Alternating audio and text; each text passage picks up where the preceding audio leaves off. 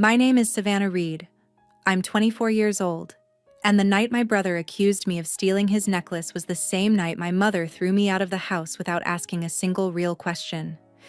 He came storming into the living room holding an empty velvet box, shouting that I took the one thing our grandmother had left him, and he said it with so much fake outrage that for half a second even I almost forgot he'd been lying his whole life. I told him I hadn't touched it. My mother didn't ask where he last saw it. She didn't ask why he suddenly looked more scared than angry. She just looked at me like she had already decided I was guilty. Then my brother smirked, flicked 2 crumpled dollars at my feet, and said, "Good luck." I said nothing. I picked up my bag, walked past the front door, and left them standing there with their version of the truth. I slept a few hours in my car outside the employee parking garage at the hospital where I worked, telling myself I would figure out the rest in the morning. But the next morning wasn't quiet. When I finally opened my eyes, my phone screen was lit up with 36 missed calls in less than 2 hours. My mother, my father, my brother. Numbers from relatives who had never once rushed to hear my side before. That was when I knew they had finally found out what really happened to that necklace. Before I tell you how the people who threw me out ended up begging me to come back, tell me this. What would you do if your own family believed the easiest lie before they even looked at the truth? I really want to know what's going on inside you tonight. It makes sharing this feel a lot less lonely. Up until that night, I had spent most of my adult life being the dependable one in a family that treated dependability like a free service. I worked as a sterile processing technician at a community hospital in Naperville, Illinois, which meant I spent my shifts cleaning, sterilizing, sorting, and documenting surgical instruments so carefully that one missed detail could hurt a stranger I would never meet. I liked the job because rules mattered there. Truth mattered there. If something was missing, you checked the log, checked the tray, checked the count, and you didn't accuse the nearest person because it was convenient. At home, truth worked differently. My mother, Melissa Reed, believed feelings before facts, especially if those feelings belonged to my younger brother Ethan. My father, Daniel Reed, had perfected the art of standing in the room while injustice happened, and calling it staying out of drama. Ethan was 21, handsome in the careless way people forgive too easily, charming when he wanted money, and reckless whenever he thought someone else would pay the price. He floated from one obsession to the next: sneakers, sports betting apps, online card breaks, investment flips, that were really just expensive ways to avoid a real plan. Every time one of those schemes crashed, my mother had an excuse ready. He was stressed. He was young. He was finding himself. Somehow, I was always old enough to be blamed, and he was always young enough to be rescued. The necklace he accused me of stealing was a gold heirloom our grandmother had worn for years, with a tiny engraved charm on the back. After she died, my mother gave it to Ethan because he cried the loudest at the funeral and because, in our house, performance usually beat character. I never argued about it. I didn't want the necklace. I wanted one moment where my family saw that being quiet didn't mean being weak. A week before he accused me, I noticed Ethan acting stranger than usual. He kept checking his phone with that tight, guilty jaw people get when they're waiting for money or bad news. One night, I came home and saw him in the driveway arguing with someone through his car window. The moment he spotted me, he forced a grin and ended the conversation. Another time, I walked past his room and saw the velvet necklace box open on his desk while he was scrolling through a pawn estimate site on his laptop. The second he noticed me, he snapped the screen down and joked that I was creeping again. I let it go, because I was tired and because confronting Ethan without proof only made my mother defend him harder. What I didn't know yet was that he had already dug himself into a hole with betting losses and an unpaid debt to a friend who wasn't joking anymore. By the time he pointed at me that night and said I took the necklace, he wasn't improvising. He was protecting a lie he had already chosen over me. The worst part was that none of this surprised me as much as it should have. In our family, Ethan's messes were always treated like weather, unfortunate, disruptive, but somehow nobody's fault. My mistakes, even imaginary ones, were treated like character evidence. Even before the accusation, I had been paying attention because women in families like mine learn early that survival often starts with pattern recognition. The accusation started less than 10 minutes after I walked in from a 12-hour shift. I still had my hospital badge clipped to my scrub top when my mother called me into the living room in that flat voice she used when she wanted a confession, not a conversation. Ethan was already there, pacing with empty drama, holding the velvet box in one hand and rubbing at his face like he was trying to look devastated. My father stood near the fireplace pretending this was all too serious for him to interrupt, which in our house usually meant he had already decided silence was the easiest side to take. My mother asked me where the necklace was. Not have you seen it? Not, do you know anything? Where is it? Ethan cut in before I could answer, saying he kept it in his room, that I was the only one who ever went in there, that I had always resented him for getting it from our grandmother. It was such a stupid lie I almost laughed.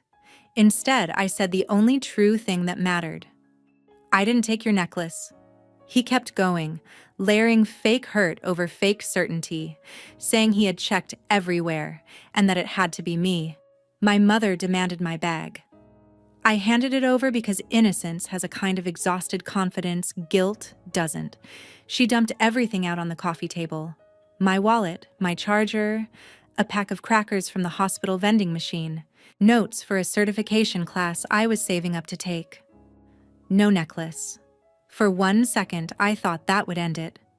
But Ethan crossed his arms and said I probably hid it somewhere else because I knew he'd check my stuff. My father finally spoke just to ask whether I had anything to say for myself. And that was somehow worse than yelling. I told them again that I didn't take it. Ethan stepped closer, his eyes bright with mean little triumph, and asked why I looked nervous then. I said because being accused by a liar in front of cowards makes people nervous.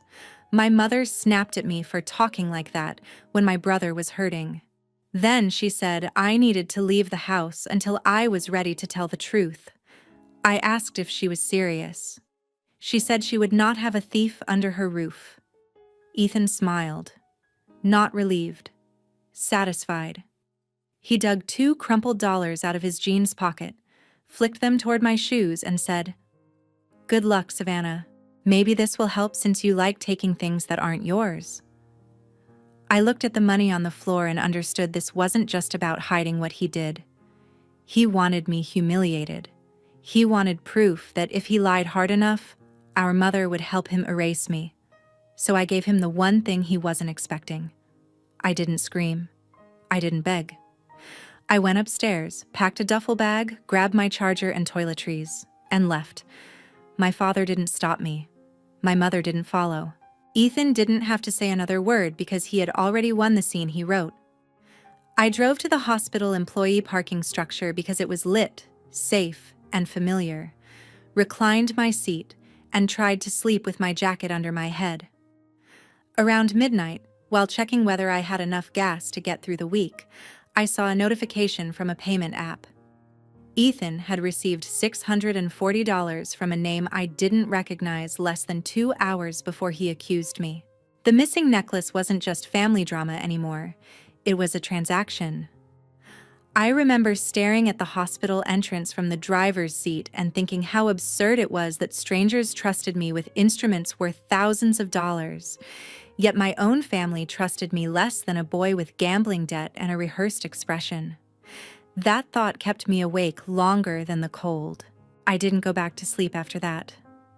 I sat in my car in the hospital garage with my phone glowing in my hand and replayed every suspicious thing Ethan had done over the last week until the pattern finally stopped looking like bad luck and started looking like a plan. At 6 in the morning, when day shift staff began filling the structure, I texted Brooke Jensen, one of the few people in my life who knew how to tell the difference between anger and panic.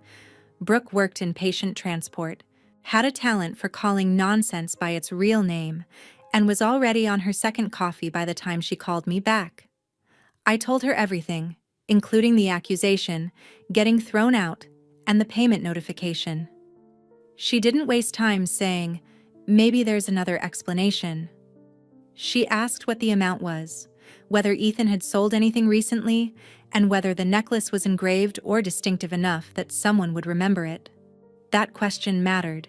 The charm on the back had our grandmother's initials and the year she got married. Not obvious from far away, but obvious to anyone handling jewelry closely. Brooke asked where Ethan usually went when he was hiding something. I said strip mall parking lots, sports bars, and anywhere that accepted quick cash. She cursed softly and told me to meet her after her shift because one of her cousins, Alyssa Moreno, managed intake on weekends at a family-owned pawn shop a few towns over. By noon, I had showered in the hospital locker room, changed into clean clothes from my duffel, and driven with Brooke to a brick storefront squeezed between a vape shop and a tax service office.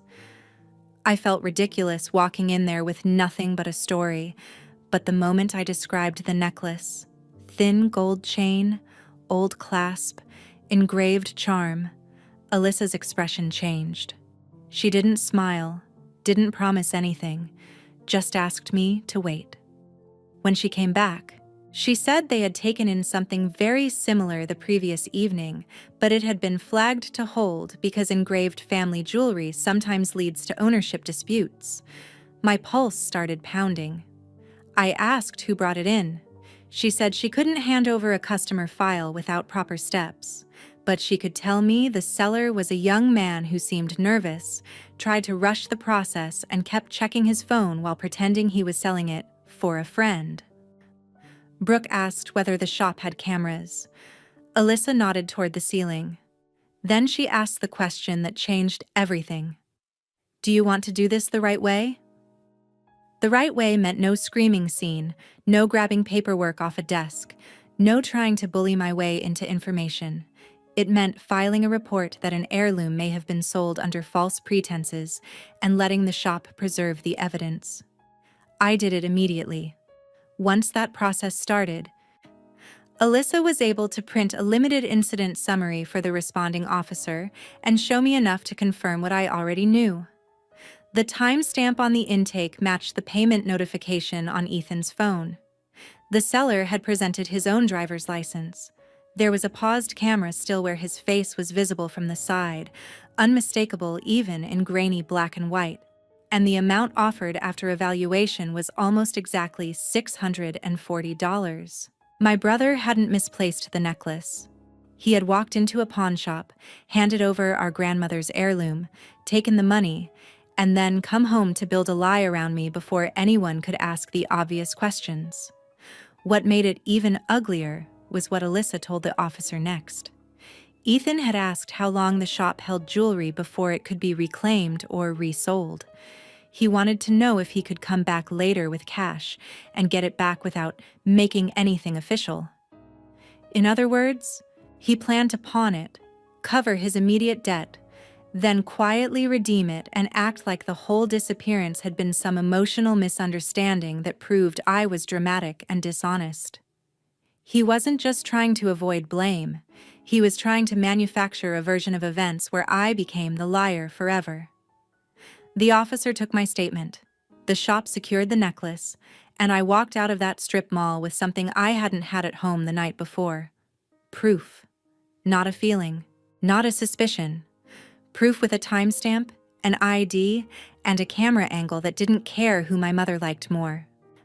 I finally turned my ringer back on after leaving the pawn shop and went to sit in a quiet corner of a coffee shop across the street, partly because I needed caffeine, and partly because I needed a minute to feel something other than vindication. I hadn't checked my phone in hours. When the screen lit up, the number almost looked fake. 36 missed calls in one morning. My mother had called 11 times, my father 8, Ethan 9.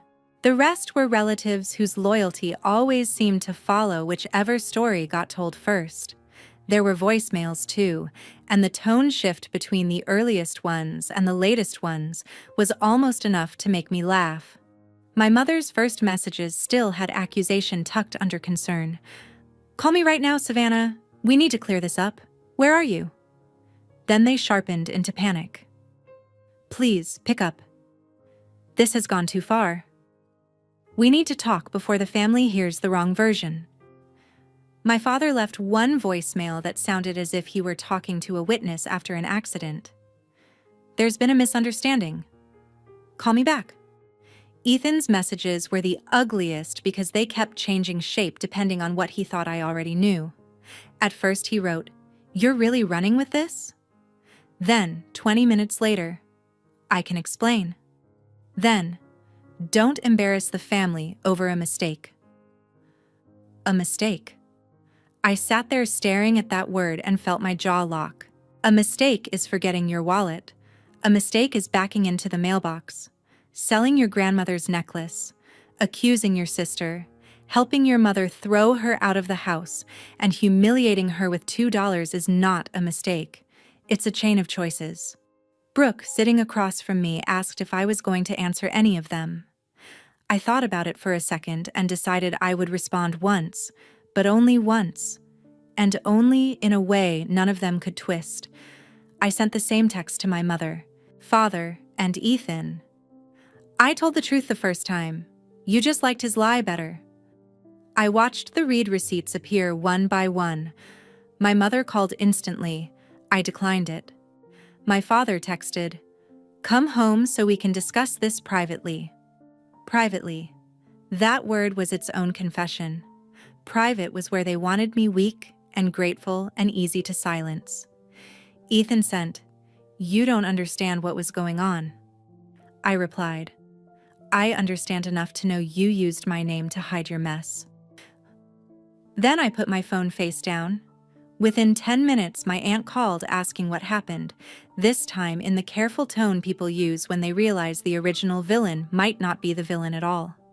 My grandfather's number appeared after that, and even though we weren't especially close, I answered him. He didn't waste my time. He just said, "Did your brother pawn your grandmother's necklace?" I said yes. He said, "Then nobody gets to rush your forgiveness." Meg.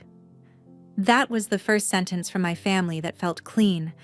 By late afternoon, the story had shifted beyond my mother's control. The pawn shop had confirmed the hold. The responding officer had contacted the household because the item was reported as disputed heirloom property. My father had seen enough to know the truth. My mother had finally seen Ethan's face in a still frame she couldn't explain away. The house that had thrown me out less than 20 hours earlier was now in chaos because truth had walked in carrying receipts. But even then, I wasn't ready to go back. Let them sit in it a little longer, I thought. Let them feel what it's like when reality doesn't bend for whoever cries the loudest. Brooke asked whether I felt better. I told her better wasn't the word. What I felt was steadier. For the first time since the accusation, I wasn't begging anyone to believe me. They were the ones chasing the truth I had offered for free the night before. The family meeting happened the next evening at my grandfather's house because he said, very plainly, that if the truth was finally coming out, it was not going to happen in the same living room where I had been thrown away. Brooke drove with me because sometimes the difference between being silenced and being heard is one person beside you who remembers what actually happened. My mother was already seated when we arrived, hands twisted together so tightly her knuckles looked white.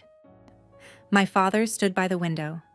Ethan was on the couch, trying to look wronged and only managing to look cornered. My aunt and grandfather were there too, which meant this wasn't going to be reduced to one more version of family drama. It was going to be a record. My mother started crying before I even sat down.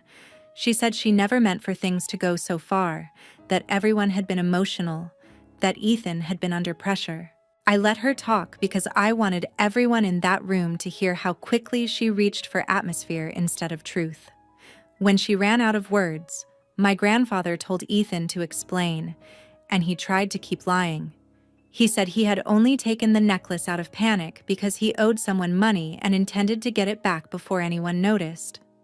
Then he changed it again and said maybe my mother had jumped to conclusions and he had been too upset to stop her. My father finally asked whether he had watched me get thrown out and said nothing, even though he knew the truth. Ethan didn't answer because silence was the answer. I took a folder from my bag and set it on the table. I had arranged everything in order because I wanted no room for confusion and no chance for my mother to interrupt me halfway through and call it cruel. First, the payment notification with the timestamp. Then the pawn shop incident summary showing the amount offered and the intake time. Then the camera still. Then the note from the responding officer confirming the item was placed on hold as disputed heirloom property. Finally, I read aloud Alyssa's statement that Ethan had asked whether he could redeem the necklace quietly later. My mother covered her mouth. My aunt cursed under her breath. Ethan kept saying, "That's not what I meant," which is the kind of sentence liars love because it asks everyone else to do the work of shrinking the damage.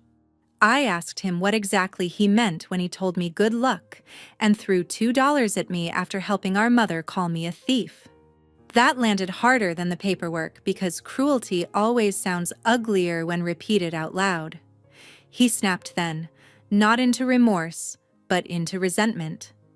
He said everyone always thought I was better than him, that I walked around acting perfect, that for once he wanted people to see me as the liar instead of him. There it was. Not panic. Not one bad decision. He wanted me discredited. My mother whispered his name like tone could save him. I turned to her and said, "Losing a necklace would have been a mistake. Selling it was a choice. Lying about it was a choice. Throwing me out without evidence was your choice." She started saying she was sorry, but I wasn't done. I told her she didn't get to call it a misunderstanding after emptying my belongings onto the table like I was filth. I told my father his silence had been a vote. I told Ethan he had mistaken my quiet for weakness because that house taught him there would always be a woman around to absorb the mess he made. For the first time in his life, there wasn't.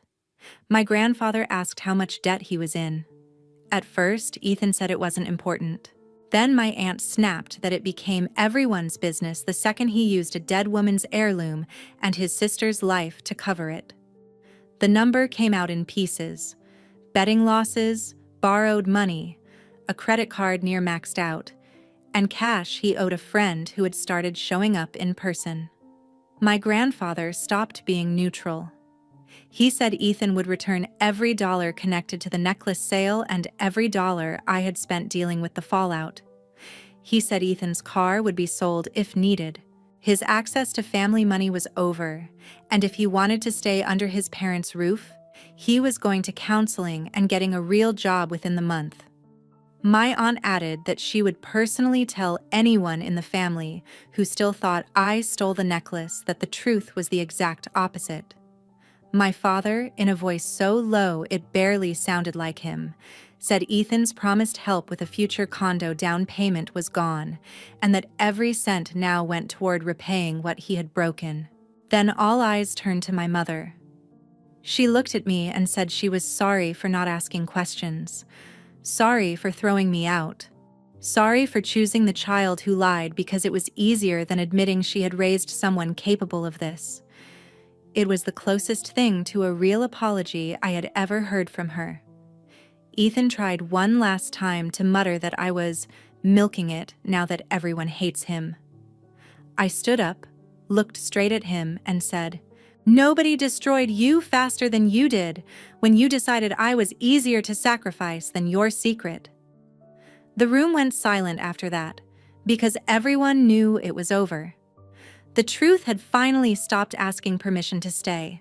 I didn't go back home after the meeting. That was the first boundary I set. And maybe the most important one. My mother asked if I wanted my room ready, if I wanted dinner waiting the next day like the last 2 days could be folded neatly into a lesson learned. I told her no. I stayed with Brooke for a week, then signed a lease on a tiny studio 15 minutes from the hospital with bad kitchen lighting and a parking space that was entirely mine. It wasn't glamorous, but when I turned the key the first night and stepped into a place no one could weaponize against me, I understood how different peace feels from permission. My father texted an apology 3 days after the meeting. He said he should have stopped my mother, should have stopped Ethan, should have followed me out the door. I believed he meant it.